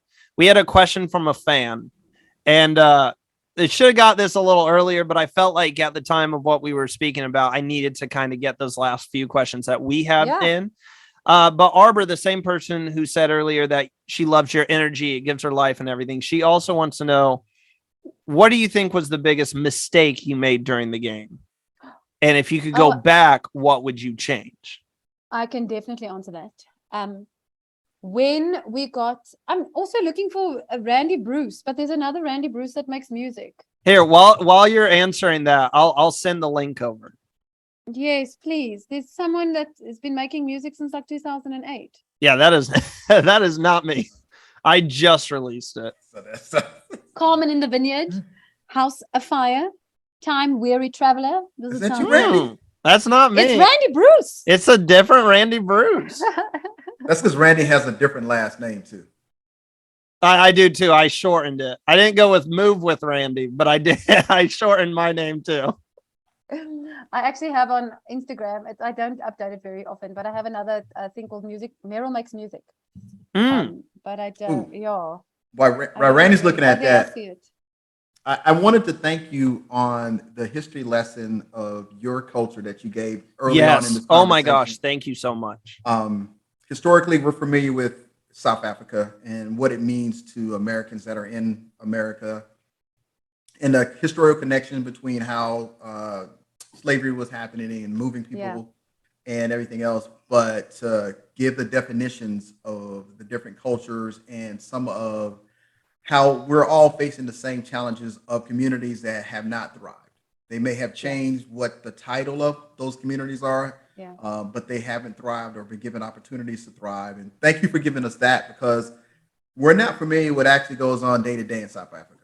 And again, we get caught up in our own lives, and we're in America until you actually go to visit different parts of South Africa and see for yourself.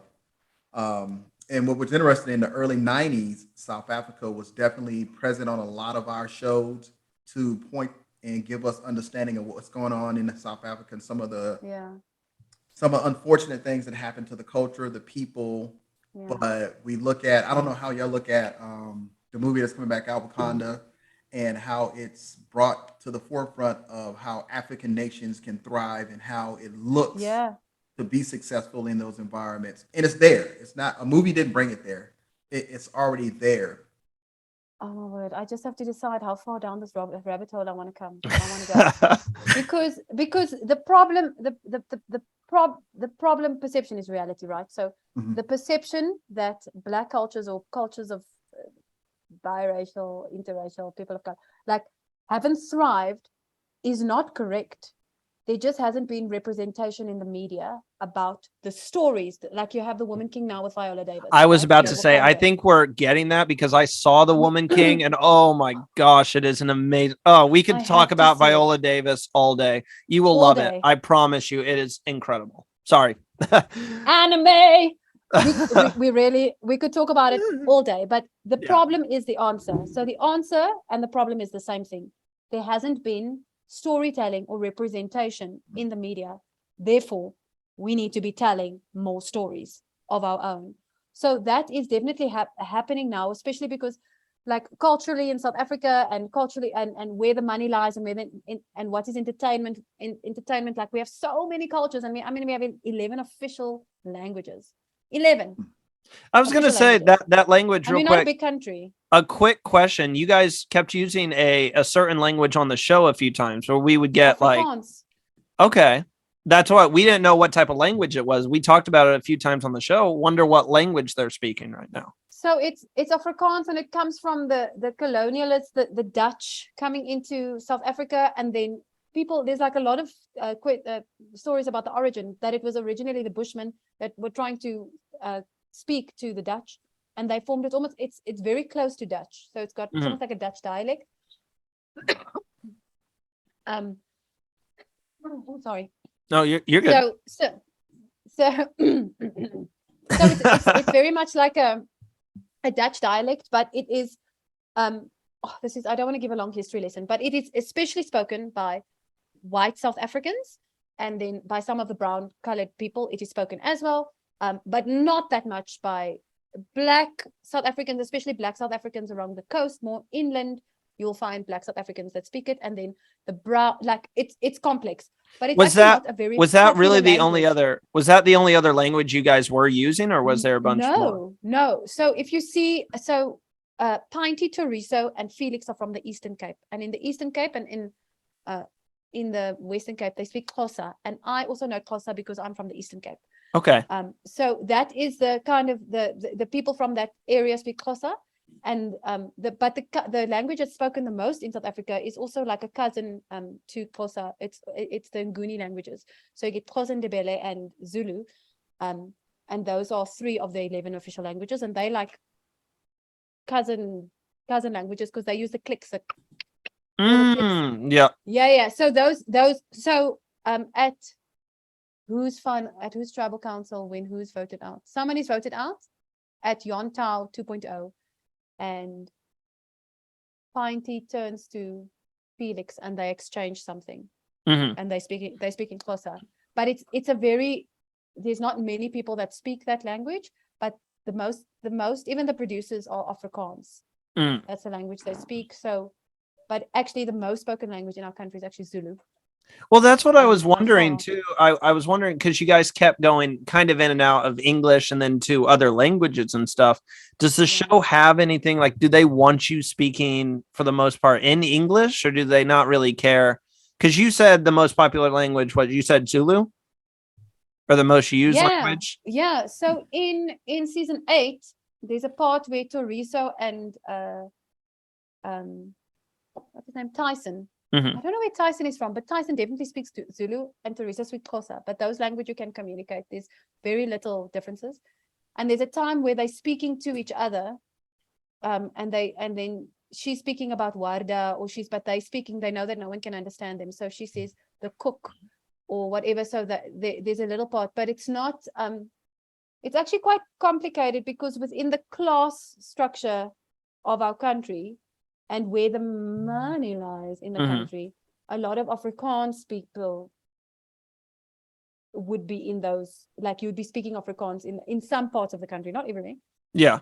And then Zulu is well, Afrikaans is also vernacular, but Zulu is a black vernacular language.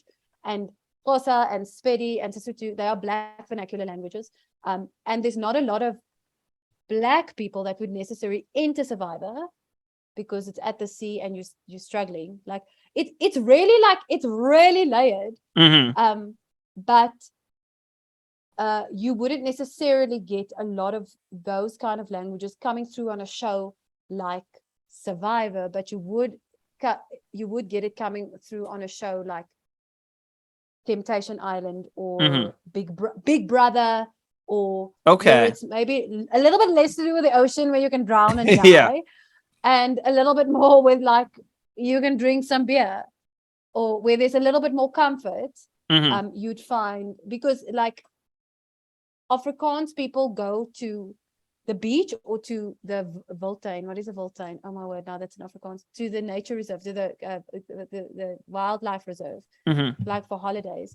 Whereas Black South African people go home to their homesteads, which is like in very rural villages where there's maybe not even much electricity, or there's like a chiefdom in the area. And I mean, I'm not even like, I stand to be corrected as well. Like I'm not the be all and the end all, and like I don't know everything at all about the many cultures and the many subcultures in South Africa. And within them, even there's like a class system and almost like the Indian caste system. Like I know within mine, there is a caste system. Like the more European your likeness is, of a better class you were.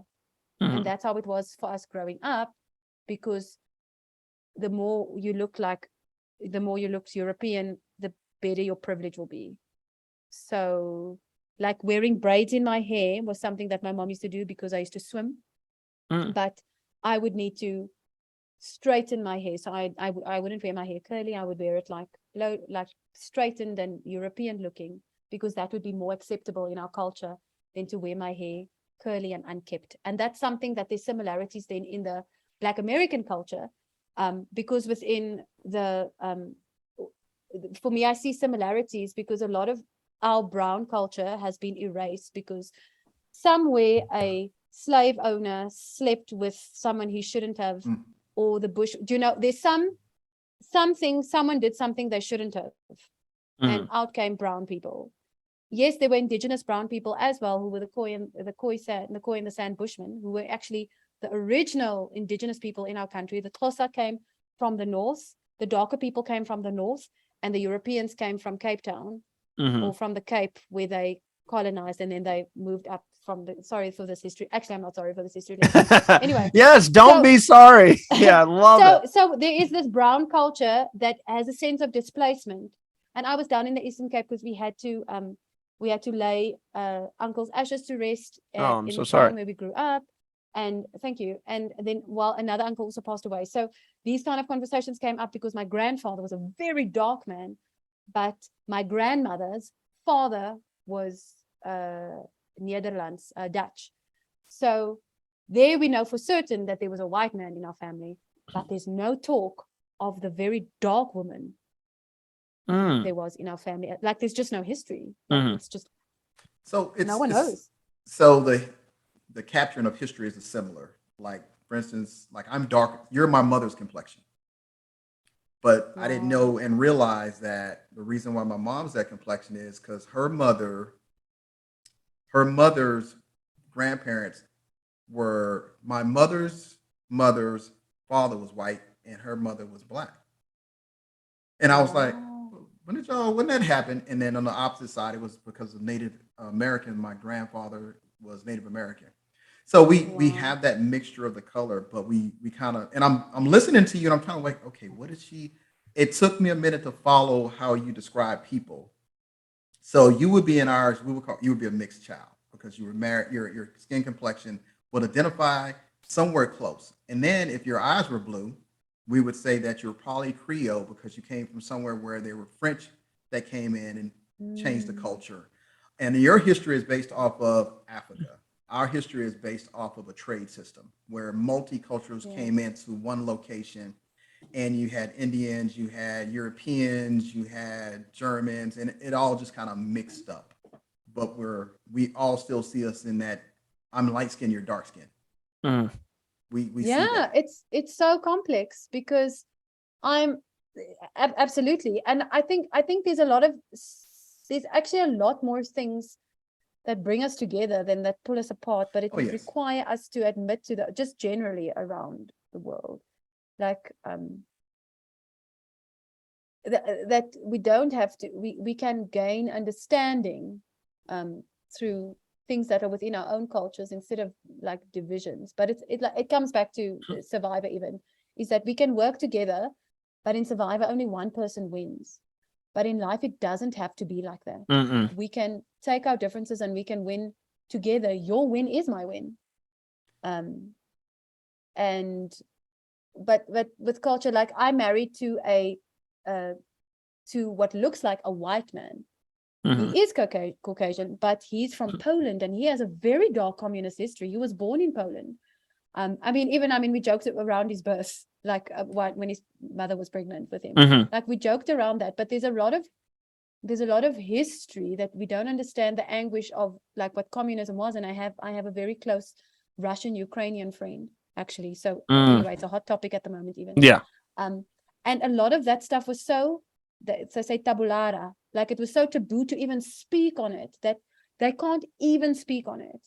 So that is his history. But now it's seen that I've married a Caucasian person and my kids look white. My kids have green eyes with light brown hair and they have olive skin. Where'd they get the green eyes from? Because you don't have green eyes, do you? I have a recessive gene because my grandfather's was British and he had green eyes.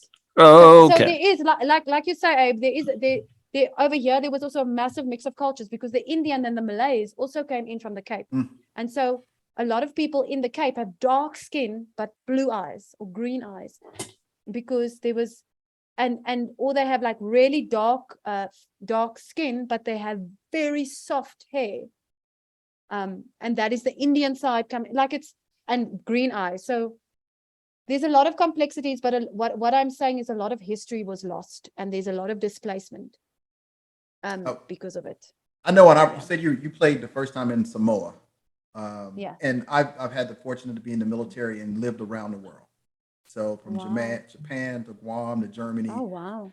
But going to Fiji and actually talking to the Fijians. And once we got into Ponderosa, after you got voted out, we got a chance just to sit around and talk. And just to Yeah. see their culture, and they were just as amazed at me as I'm amazed at them. Because I'm like, you look like my reflection. But they've Yeah. never been to the US, don't know, and I'm like, I'm here because of the game, but you look like my uncle. And I'm like, how is that possible Yeah. considering how much distance is between where Yeah. I live and where you live from the US? So it's amazing to sit down and just speak with other people's culture and see and hear their history. I Yeah. think as a world, what needs to happen is every time we talk about like these situations, and everyone just needs to come together and just please like live in harmony, like please. But I think this is what we need more of, is like the sharing of the stories. Like you said, Meryl, we need, more representation of the stories and stuff and the cultures that everyone can see. I know me, I don't have anything to add to this, obviously, but just it's been a blessing to like sit here and listen to you and Abe speak about, you know, your guys' point of views. And we need more of that, I think, in society. I know in Yeah. the seasons 41 and 42 of Survivor, I definitely 41, it was a very diverse cast. Yeah. Mhm. And I knew that from looking at Survivor, and once we arrived there and seeing everybody and who was actually playing that season. And also, and I think very much so in 41, and I know Jonathan in 42 when Drea got voted out, Yeah. and they were discussing something in reference to it wasn't about Jonathan, it was about what she felt by Roxroy being voted out, and there's a possibility for someone else of Yeah. Black to be voted out. And Jonathan, and I met him. Jonathan's a great guy, and I understood where Jonathan sat as far as he's not like that, because he's not. But I understood what Dre was saying. It's not about you. It's about what the situation has presented to us. And to me, this is a history lesson for me as well, Randy. So you don't stand alone. I didn't Mhm. grow up in South Africa. I Yeah. visit parts of South Africa, but I didn't grow up there, and I don't know the history to the depth of Meryl explaining it to me. So I'm just as candid about trying to listen to what you're saying and understand how you're presenting the history. Because I'm like, one, I've never heard it presented like that. One, because a book doesn't present you history. A book tells you history, and it tells you from somebody else's perspective. You're presenting the That history to me, and I'm like, someone wrote it down from their perspective. Mhm. It's but you said, well, 11 different languages are in South Africa, and I'm like, wait a minute, you know, I had no idea that there was 11 different languages. those are the official languages. That's not even the subdialects within the languages. Like it's So your accent tells me you're from South Africa, but where is English introduced to people in South? Is it introduced in school? yeah. So even though Zulu is the most spoken language in the country, most and this is my ignorance talking by saying most. It really is communicated in English in the circles that I like. Mhm.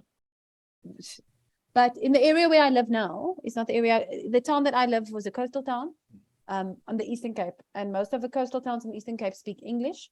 Mhm. When you veer over to the Western Cape, it becomes quite Afrikaans, and even to the Northern Cape and up to Namibia. You said So you're near Namibia Johannesburg, right? right Now? now, but Yeah. I'm in a little town called, even the history of the town, anyway, I think it was Verwoerd, like anyway, Mhm. it's a very Afrikaans like strip Okay. between Johannesburg and Pretoria. So Pretoria is our legislative capital. Johannesburg is like our commercial hub, like our LA. Okay. I can't call it our LA because LA is wide, and the gold was in Johannesburg. I'm pretty sure when we Yeah. spoke with Safiso about doing exit interviews and stuff, he was like, if you guys come out here, go to Johannesburg. I'm pretty sure is what he said. No, he probably said go to Cape Town. Cape Town is actually more like our LA. I think he Please mentioned take Cape that Town back. too. I lied. Johannesburg is not at all like LA. Johannesburg is like at all. She never Actually, said guys, that. just quickly delete that. Delete, because that was so wrong. I'm so sorry. I was put on the spot. That was so wrong. No, you're good. Cape Town is more like LA. But the gold rush happened in Johannesburg where they found the first gold. Oh my word. Sorry. No, you're all good.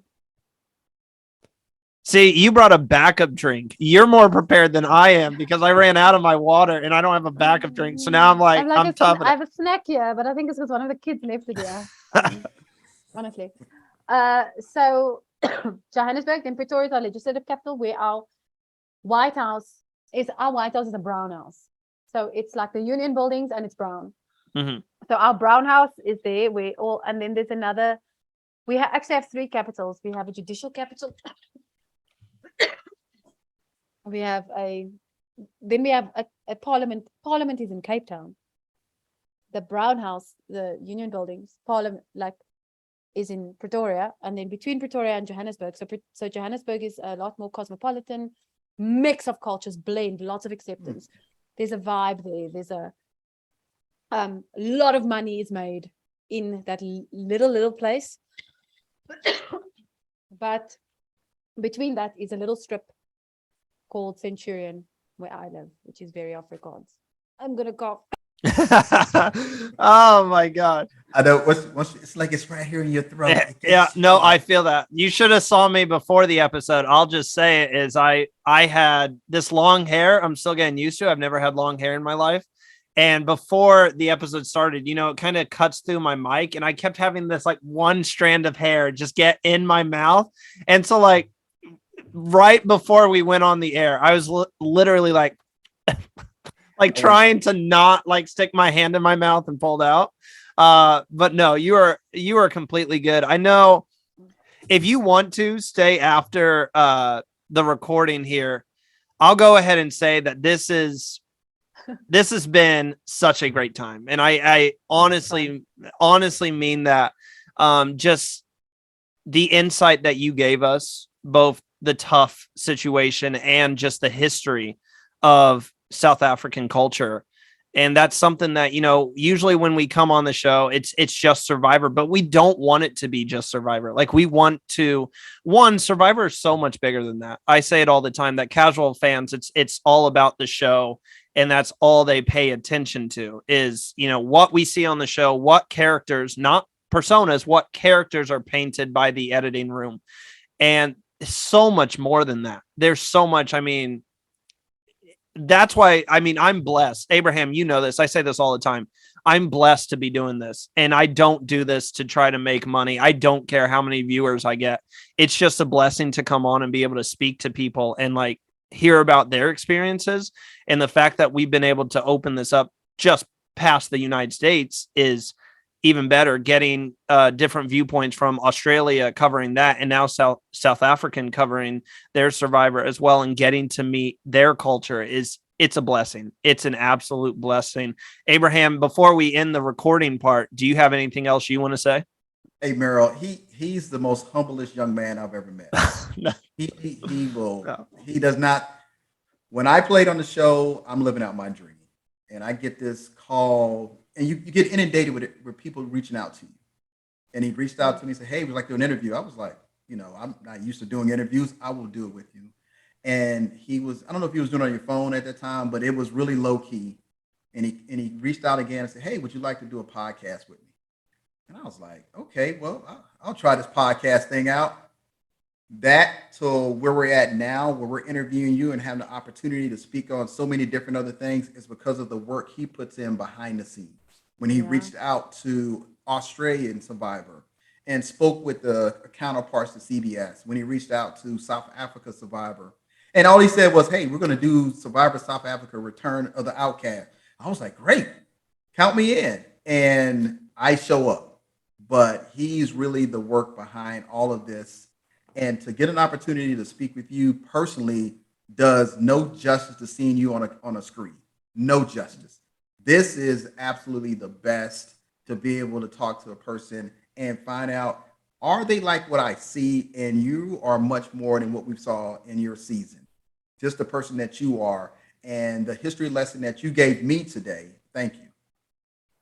Beautiful, beautiful, golden, badass. We talked about all of it, but it was this was one of the most enlightening interviews we've done, and it was absolutely beautiful. Meryl, we can't thank you enough for coming on the show today, sharing your experience, sharing your passion for the culture as well. Thank you so much.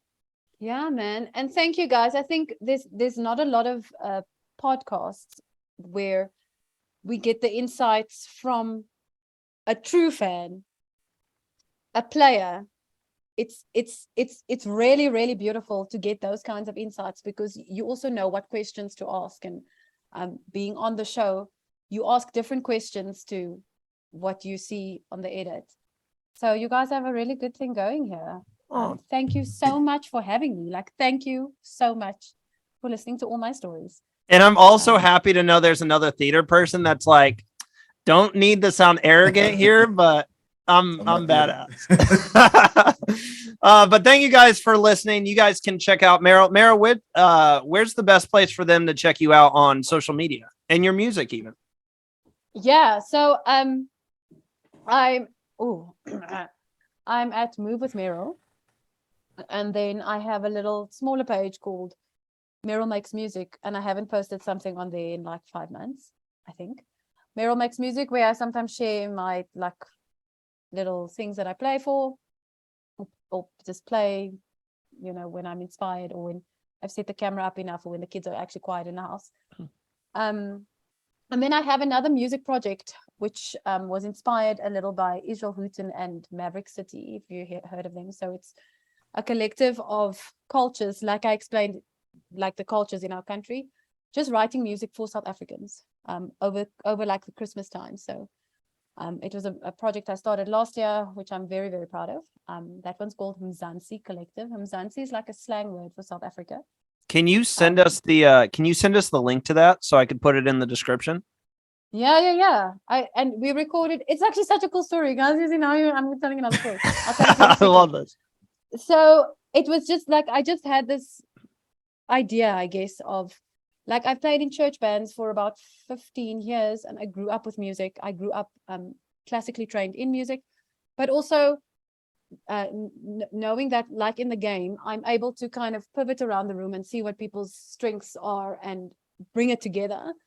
And that's also how I knew, like, I will win this game of Survivor. I've been working with people forever. Like, we make music. Like, I can make everyone work. For those of you who don't know, if you're not in acting, by the way, we have to have this confidence with everything we do. Everything. So I am supporting my girl here with we're winning this game. Sorry, just had to throw that out there.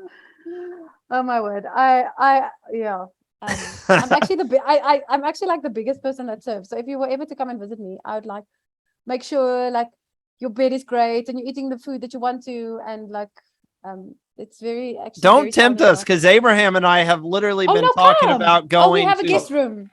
Haven't we, Abraham? We've talked about going to visit South Africa. You can come and stay here, and it's safe. I stay like there's a lot of stories about how South Africa is not safe. I stay in a very safe area because I'm raising humans, and I'd like for them to play in the streets. So we stay in like a boomed off. We'll be in touch. We'll be in touch. You will have a place to stay. Please send me your dietary requirements. I love to cook as well. I will not be waking up in the morning, but I'll show you where the coffee machine is. But yeah, so Mzansi Collective. So I got like a lot of friends that I played with over the years in my like church, and we got together over a weekend. Most of us just on the one day, the Saturday. I had a camera crew, I had a sound engineer, and we wrote and recorded 5 songs within that day. And it was just like within the day, and it's all posted to YouTube. It was high stress, but not high productivity, low stress. We weren't actually stressed. We actually had a lot of fun on the day, and it was really cool. So there's a lot of different languages. There is an Afrikaans in any of the songs, but I'm hoping to do like a kind of review musical carol situation now in December. Oh, also the collab, Randy Bruce music, my music, and Meryl. It's gonna be coming. Let's do it. I love it. I love this idea. I love like combining cultures and getting like a oh my gosh, I love it. Combining different types of music as well. Yeah. I made a new best friend today, and her name is Meryl. Yay! I can get you some good tea. I can get some great tea. Abraham, what can you play for us? Yeah. Do you play an instrument, Abraham? I can support any endeavor that y'all want to travel down. That's about. No, Abe is also being very humble. I can sense it. I can't. I wanted to play something, but the sax, but I just never put the time in. Meryl, I've tried like making him not as humble because he always says how much work I put in the show. But I always tell him, I'm like, Abe, I don't know if this show will be where it's at if I didn't have like another Survivor player here to kind of bounce off of, because it's a comfortable feeling when you come on the show and there's someone sitting there who's played Survivor. I can speak about it as much as I want, but I've never been through any of the experience of actually going out there. Meryl, I just come to work prepared. I'm making little sheets like this so we can do different things and write stuff down so he doesn't have such difficulties. That's why he keeps me around. Really? That's amazing. Yeah. So now we Besides graduated. the tea, Yeah, besides making the tea, you can organize our schedules. I can organize stuff. And it's funny because before, and matter of fact, it was your season. We had the first one. It was like, oh, let's kind of, I was like, no, we can do better than that. So the next one, I was like, no, let's put it together. And everything that we kind of learned about each other and what we wanted to talk about when it came to cast evaluations and different stuff, I just put it together on a piece of paper. That's what I do. I just coordinate. So to summarize, we're taking a trip to South Africa. We're staying with Meryl. We're going to party. And then we're recording a very amazing cultural immersion. Oh, I don't even know what I'm saying anymore. You get what I'm saying. There's going to be different cultures together. It's going to be gorgeous. But before we get off and kind of spend our own time together, thank you guys so much for listening. If you enjoyed our talk with Meryl today, please hit that like button, subscribe to the channel. We really do support it. And check us out on social media. You can head to our Instagram at Survivor Now Podcast. I don't know if this is going to be the last time you guys see us speaking with Meryl. So, Meryl, you always have an open invitation to come back to the show. Woo! Thank you. So we would love to have you back. But thank you guys, and we'll see you next time. Bye. All right. Thank you.